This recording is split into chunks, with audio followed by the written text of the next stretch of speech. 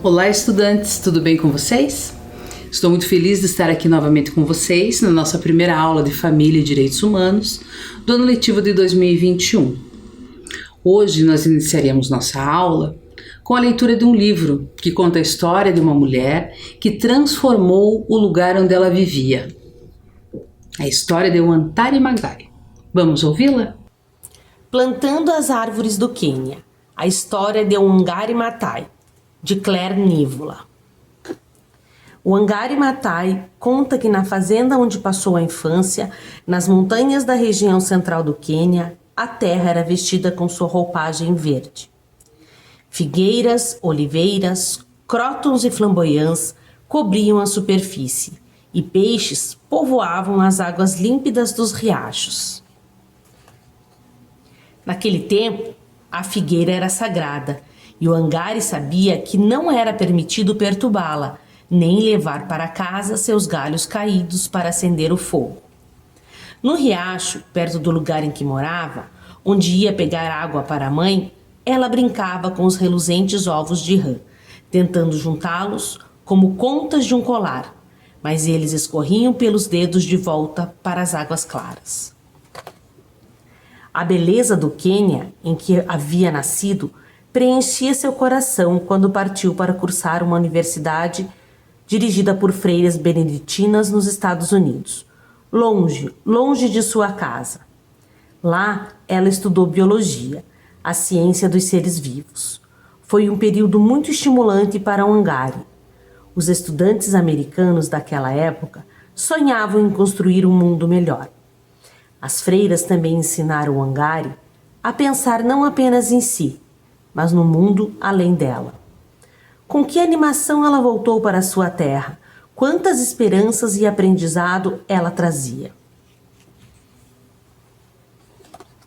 Wangari tinha ficado 5 anos fora do país. Apenas 5 anos, mas pareciam 20, de tão mudada que estava a paisagem do Quênia. As figueiras estavam cortadas, os riachos secos e não se via sinal de rãs, girinos ou dos ovos de contas prateadas. Onde antes havia pequenos sítios com o necessário para a subsistência de cada família e grandes plantações de chá para exportação, agora existiam quase só fazendas que produziam para vender. Wangari se deu conta de que as pessoas não cultivavam mais o que consumiam, e sim compravam nos mercados. Nesses lugares, o alimento era caro. Além disso, o pouco que podiam adquirir não tinha a mesma qualidade do que antigamente se plantava. Então, as crianças e mesmo os adultos estavam fracos e constantemente doentes. No lugar das montanhas de ricas florestas, com vacas e ovelhas pastando, agora a terra estava quase sem árvores. Os bosques tinham desaparecido. Tantas árvores haviam sido cortadas com o objetivo de limpar a área para as fazendas que mulheres e crianças precisavam andar longas distâncias à procura de lenha para aquecer as panelas ou a casa. Às vezes, andavam horas até encontrar uma árvore ou arbusto para cortar. Era cada vez menor o número de árvores e a maior parte da terra estava nua, como um deserto.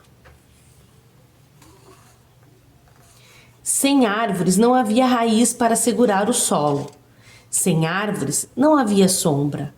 A rica camada da superfície da terra secou até virar pó e o vento malévolo o assoprava para longe.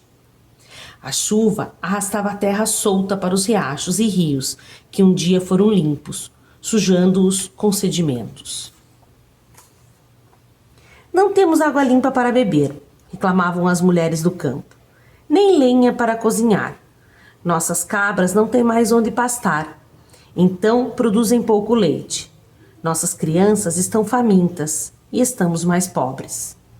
Wangari viu que as pessoas que antes respeitavam as figueiras e que agora as cortavam tinham se esquecido de cuidar da terra que as alimentava. Fraca e sofrida, a terra já não podia mais cuidar das pessoas e a vida de todos ficou mais difícil que nunca. As mulheres culpavam umas às outras, culpavam o governo, Mas o Wangari não reclamava. Ela queria fazer alguma coisa. Pense no que estamos fazendo, pediu ela às mulheres. Estamos cortando as árvores do Quênia. Quando percebermos que somos parte do problema, poderemos nos tornar parte da solução. Ela havia tido uma simples e grande ideia. Por que não plantar árvores? Perguntou ela às mulheres. Wangari mostrou como coletar sementes de árvores restantes. Ensinou como preparar a terra, misturando-a com esterco. Mostrou como molhar o solo, fazendo um buraco nele com um pedaço de pau e cuidadosamente inserir a semente. Mais do que tudo, ela ensinou a cuidar dos brotos, como se fossem bebês, molhando-os 2 vezes por dia, para ter certeza de que cresceriam fortes. Não foi nada fácil. Era difícil ter água. Frequentemente, as mulheres tinham de cavar um buraco profundo com as mãos e entrar nele para carregar pesados recipientes de água sobre a cabeça e sair dele. Um viveiro em estágio inicial no quintal de Wangari não foi para frente. A maioria das mudas morreu. Wangari, porém, não desistiu e mostrou às demais como não desistir. Muitas das mulheres não sabiam ler nem escrever. Elas eram mães e agricultoras. Ninguém as levava a sério. No entanto, elas não precisavam de estudo para plantar árvores. Elas não precisavam esperar que o governo as ajudasse. Elas começaram a mudar sua própria vida. O trabalho era pesado, mas as mulheres estavam orgulhosas. Devagar, ao redor delas, puderam começar a ver o fruto do trabalho de suas mãos. Os bosques estavam crescendo de novo. Agora, elas cortavam uma árvore, plantavam 2 no lugar. Suas famílias estavam mais saudáveis, se alimentando das árvores frutíferas que plantavam e dos canteiros de vegetais cheios de mandioca, inhame, ervilhas e sorgo, que cresciam tão bem. Elas tinham trabalho a fazer, e o trabalho as uniu, como as árvores crescendo juntas nas montanhas reflorestadas. Os homens viram o que suas mulheres, mães e filhas estavam fazendo, e as admiraram, e até se juntaram a elas. Wangari deu mudas para as escolas e ensinou as crianças a cultivar os próprios viveiros. Ela deu mudas para os prisioneiros e para os guardas. Vocês têm armas, disse ela aos soldados. Mas o que estão protegendo? O país inteiro está desaparecendo com o vento e com a água. Vocês precisam segurar a arma com a mão direita e uma muda de árvore com a mão esquerda. Assim, vocês se tornarão bons soldados. Desde que há 30 anos o Wangari começou seu movimento, árvore por árvore, pessoa por pessoa, 30 milhões de árvores foram plantadas no Quênia e o reflorestamento não cessou. Quando o solo está exposto, diz o Wangari, está pedindo ajuda, está nu e precisa ser vestido. É a natureza da terra. Precisa de cor, precisa de sua roupagem verde. Vocês recordaram da Antari Matai? Nós já havíamos falado dela em outra aula, mas hoje trouxemos toda a história dela porque gostaríamos de pensar juntos com vocês como essas pequenas ações podem transformar em coisas fantásticas, grandiosas. Ela conseguiu transformar uma ideia, a sua consciência, em uma ação e mudou a realidade do lugar que ela vivia. Na imagem, a gente tem uma foto dela e do continente africano, destacando aonde fica o país de origem dela, o Quênia. E na imagem, a gente vê que ela está segurando uma lata com a muda, o pé da árvore que ela ficou conhecida mundialmente por plantar, né? Ela percebeu que os rios e as correntezas do seu vilarejo começaram a secar e sabia que alguma coisa ela precisava fazer. Chamou outras mulheres e iniciou um movimento.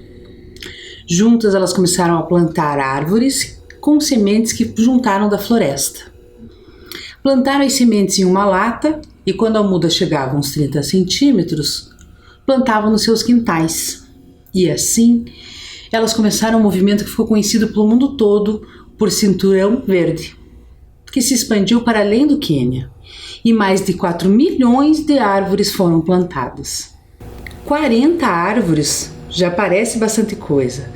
400 árvores, 4.000 árvores, 4 milhões de árvores. De uma ação que parecia simples e pequena, se transformou numa ação fantástica. E nós trouxemos hoje para pensar juntos com vocês coisas simples que podem virar simplesmente coisas fantásticas. Como uma letra, que quando unida a muitas outras pode virar um livro. Nessa imagem nós temos a foto da flor do algodão. Uma flor de algodão pode virar uma camiseta. Uma estrela, unida a muitas outras, pode virar uma galáxia. E esse símbolo? Vocês reconhecem? Sabe o que ele é? Ele é uma nota musical. Uma nota musical pode transformar em uma música. A imagem ao lado nós temos uma foto de uma partitura, que é a escrita de uma música com notas musicais. Então uma nota musical pode virar uma música. Uma gota d'água pode virar um oceano. E essa imagem? Uma tela em branco. O que uma tela em branco pode virar? Ela pode virar uma obra de arte reconhecida mundialmente. E um muro? O que um muro pode virar? Um muro pode virar uma grande tela de arte. Vamos assistir agora um vídeo com ações pequenas que podemos adotar no nosso dia a dia e que podem fazer a diferença na vida das pessoas.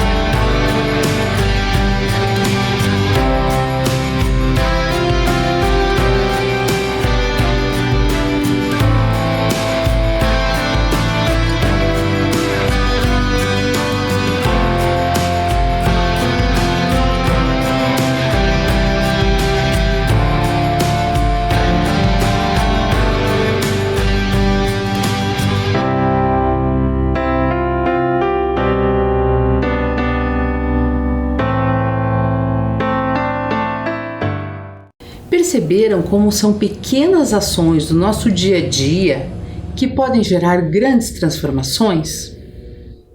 Vivemos em sociedade. Para o bem de todos, o que é melhor? Pensarmos no coletivo ou apenas em nós? Agora, convidamos vocês a pensarem em ações que podemos ter na rua, na cidade, no mundo, que podem mudar nossas vidas. Pegue um caderno, lápis, caneta e faça uma lista de boas ideias. Vamos lá? Deixaremos um tempinho para vocês organizarem essa lista e logo voltamos para conversar um pouco mais.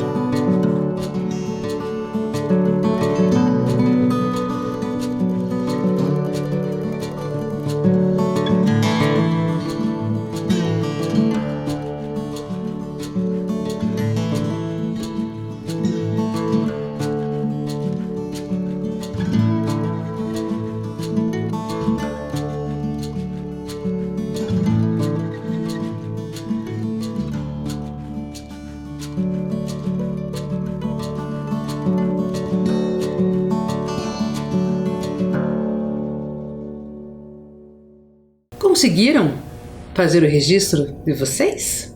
A nossa equipe preparou uma lista de boas ideias para um mundo melhor. Fazer uma surpresa para alguém. Sorrir mais. Cumprimentar mais as pessoas. Eleger mais mulheres que ocupem cargos na política. Aceitar as pessoas como elas são. Ouvir mais as pessoas. A gente sempre inicia o ano desejando que o ano seja melhor. Na escola, quando iniciamos um caderno, novos registros, novos conhecimentos. E hoje, o nosso convite é: que tal nós começarmos a mudança que tanto desejamos para o mundo por nós mesmos? Para encerrar a aula, nós vamos deixar com vocês a leitura do livro que conta a história da Greta Thunberg. E ela, em certa ocasião, disse a seguinte frase: eu tenho Asperger, e isso significa que às vezes eu sou um pouquinho diferente da norma. E dadas as circunstâncias, ser diferente é um superpoder. Talvez você já tenha ouvido falar de Greta ou até mesmo já tenha visto ela na TV. Ela começou sozinha um movimento que se espalhou pelo mundo inteiro. Fez com que líderes e políticos ouvissem o que ela tinha a dizer, que todos nós podemos fazer a diferença. Ela nos mostrou que ações que parecem pequenas podem se transformar em grandes movimentos. Com 15 anos, ela iniciou uma greve pelas mudanças climáticas. Mas melhor do que eu ficar contando aqui, eu vou deixar com vocês agora a leitura do livro da Greta. Tchau e até a próxima. Ninguém é pequeno demais para fazer a diferença. O chamado de Greta Thunberg para salvar o planeta, de Jeanette Winter. Greta é uma menina quietinha, que levava uma vida tranquila na cidade de Estocolmo, na Suécia. Ela tem uma cachorra chamada Roxy, sua grande amiga. A vida toda foi invisível. A menina invisível que não falava nada. Greta se sentia sozinha na escola. Até que um dia, a professora de Greta falou para a classe sobre o clima, sobre como o nosso planeta está ficando mais quente, o fato de o gelo polar estar derretendo, como a vida dos animais está ameaçada, e a nossa também. Isso mudou a vida de Greta. Ela passou a ler por horas e horas e a ver um filme atrás do outro sobre o aquecimento global. Greta consegue passar muito tempo pensando na mesma coisa. Ela viu o gelo desaparecendo ao derreter no mar. Viu ventos fortes e chuvas torrenciais destruindo regiões. Greta viu recifes de corais pálidos como fantasmas, sem o colorido de antes por causa da água do mar cada vez mais quente. Viu criaturas em toda parte lutando para se manterem vivas. Viu enchentes cobrindo casas, pessoas e animais. Viu cidades sendo engolidas pelo oceano, que não parava de subir. Greta viu o sol escaldante queimar a terra, deixando-a completamente seca. Viu incêndios ardentes consumindo as florestas. Nossa casa está pegando fogo. Greta ficou triste. Ela pensava no clima o tempo todo. Mal falava ou comia. As imagens não saíam da minha cabeça. Os dias tristes duravam muito tempo, cada um mais infeliz que o outro. Talvez não existisse um mundo para se viver quando ela crescesse. De que serve a escola sem futuro? O que posso fazer? Greta perguntou a si mesma. Ela decidiu entrar em greve pelo clima. Crianças de todo mundo começaram a se manifestar. Se os adultos não iam fazer nada para salvar o planeta, as crianças fariam. A menina, quietinha, que sempre se sentiu invisível, foi convidada a falar para pessoas muito importantes na Conferência das Nações Unidas sobre o Clima, na Polônia. Greta só fala quando acha que é necessário.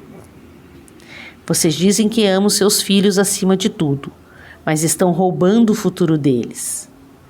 Devemos manter os combustíveis fósseis no solo.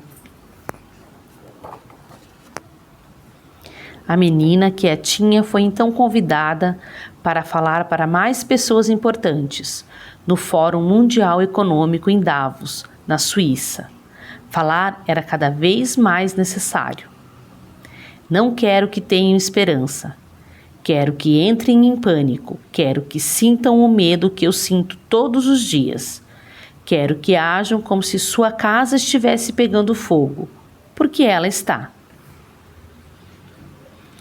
O protesto de Greta deu origem a uma marcha mundial de crianças. A voz baixinha da menina, quando unida de milhares de outras, se tornou um rugido. Vocês estão nos ouvindo?